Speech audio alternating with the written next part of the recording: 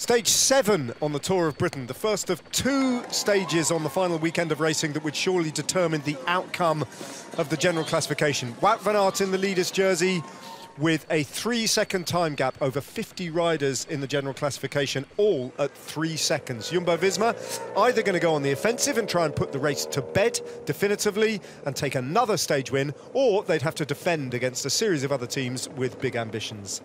A climb in the early part of the race forced a few riders off the fronts to try and get a little bit of slipping room on the first climb of the day, which would be followed in quick succession by the first categorised climb of Winchcombe Hill shortly thereafter. A very active start to the race saw Luke Rowan, Ineos Grenadiers, off the front. One by one, riders launching attacks as the first uncategorised climb of the day got near. James Fouché in the King of the Mountains jersey, with Abraham Stockman once again on the offensive, trying to hold on to get to Winchcombe Hill and pick up a potential further 6 points for a Category 2 climb. Team TDT Unibet then, launching another rider up the road, Harthuis de Vries, joining Abraham Stockman and James Fouché at the front of the race. Then as they got closer to the climbs, the race became ever more active. Trinity Racing getting involved, and Ben Turner and a series of other riders, including Camille Bonnou, also getting up the road. They were joined then by Paddy Bevin and a rider from Q36.5 in Joey Roscoff, as they passed through vast crowds in hot sunshine, and a little bit of a spill for Jos van Emden, the loyal domestique of Jumbo-Visma, on the deck and looking accusingly at Carlos Verona from Movistar. Movistar, who would see the abandon of Max Canter and also racing without Fernando Gaviria, who didn't finish the previous day. Ben Turner then attacking on the categorised climb of Winchcombe Hill and joined by Mark Donovan of Q36.5. 2 British riders then over the top of the climb. James Fouché picking up 4 points in the King of the Mountains competition for 3rd place. And then Nathan van Hooijdonk bringing the rest of the peloton over the top of the climb. Jumbo-Visma then settling into a rhythm and controlling the race as a counter-attack of 3 riders went clear, and they made it 5 riders eventually off the front. The decision that Mark Donovan and Ben Turner had to make was whether or not they would wait for their counter-attacking riders behind.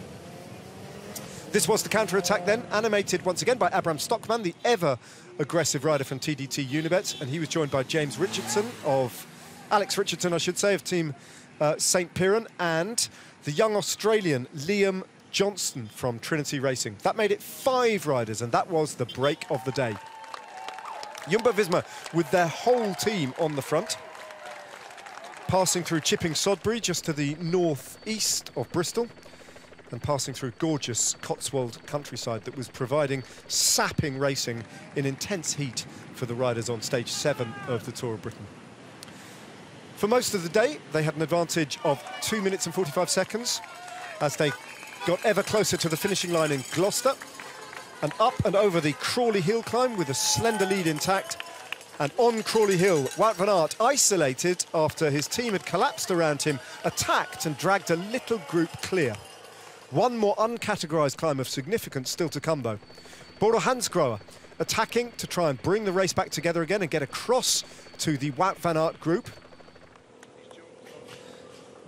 A crash then on the next uncategorised climb for Carlos Rodriguez of the Ineos Grenadiers, and Wout van Aert launching another big attack, and this time getting a gap on everybody else and looking like it might be the big race-winning move around about 10 kilometres from the finish line. Getting up to the front of the race, sweeping past Ben Turner and Mark Donovan and Liam Johnston. Turner battling hard to get onto the wheel of Wout van Aert and succeeding in doing so with Donovan as well on his wheel. Then a massive attack from Great Britain's Stevie Williams of the Israel Premier Tech team saw him roar up to the front of the race, glance at Wout van Aert, sit on the front, and then start to work with Van Aert and Donovan and Ben Turner to try and take this move to the line.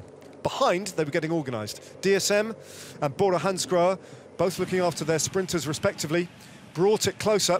Danny van Poppel tried to bridge all on his own across that gap, followed by Gregor Mühlberger and Zeb Kiffin of St. Piran. And Danny van Poppel, with one mighty effort, managed to get across to the 4 riders at the front of the race. Then Wout van Aert on the outskirts of Gloucester attacked again, and it looked like he might have the race won before just outside 1 kilometre to go, with Niels Pollitt hunting him down on the front for Bodo Hansgrohe to bring it back for a sprint for Danny van Poppel. Wout van Aert was caught. Pollitt then catching Van Aert in the final kilometre, getting onto his wheel and not relenting, keeping it the pace high for his teammate Danny van Poppel, who had latched onto the wheel of Rasmus Tiller, one of 2 Uno X riders.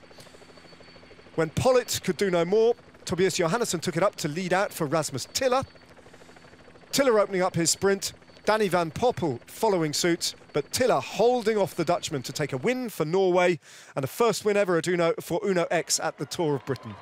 A powerful sprint by Rasmus Tiller, celebrated by his teammate Tobias Johannesson, and both those riders still in contention also for the overall. But Niels Pollitt, coming over the line 9 seconds down, had chased that group down. Here's the GC then. All the other riders in the top 10, apart from Wout van Aert, are at 3 seconds, and the race is still not yet won for the Belgian.